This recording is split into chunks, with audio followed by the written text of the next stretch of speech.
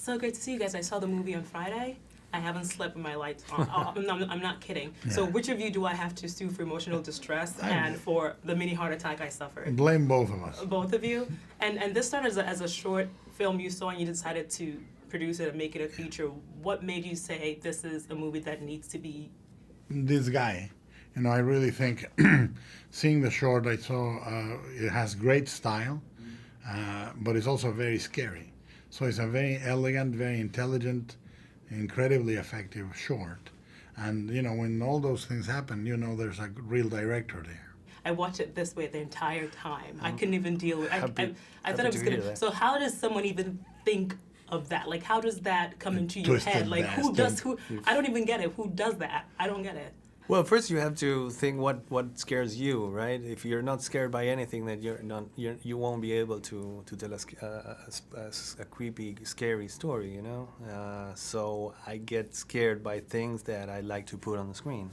Basically, the things that you see there are things that would spook me if I was watching it.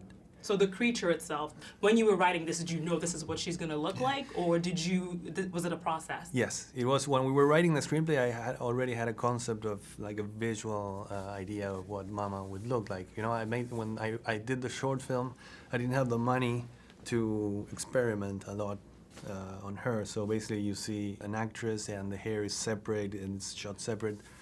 And it's very scary, but I couldn't do everything that I wanted to because I was short on budget.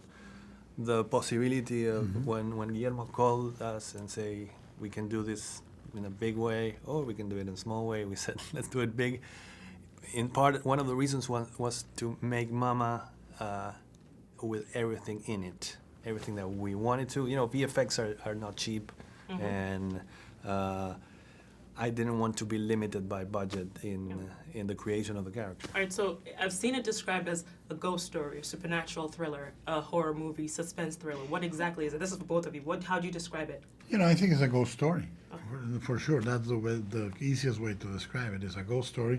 It's at the same time very classic, and it's very classy. There's no gore or there's no brutal elements in it. This is just spooky in the classical way. It's very elegant, but it's very effective.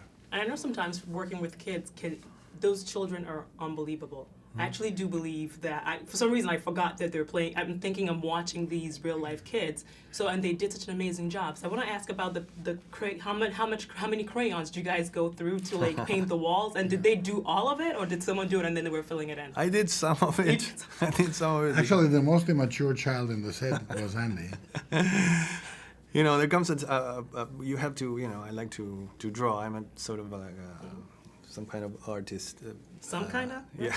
You can see his work in the walls in the movie. I'm so good that I can draw like a child. Oh. Okay, and why cherries? Because I know I look at cherries differently. Why cherries? Why not an apple, or why not an orange, or why cherries? Well, obviously virginity. No, I'm kidding. I'm just kidding.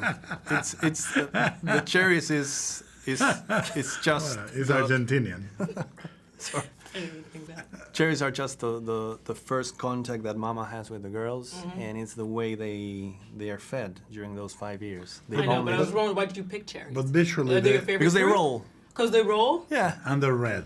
And they're red? Okay. And they're red. Yeah. Well, the thing, it was there's not a rational thing, but when we come up, when I started thinking of how this first encounter between Mama and the girls happened, would be the light beam that the fireplace makes, and you have the girls on the light side, and you have this thing In the dark. and you can't see it, and you're just listening to the sound of it, and it's very creepy. And suddenly you hear something rolling into the light, and it's a cherry. What's wrong?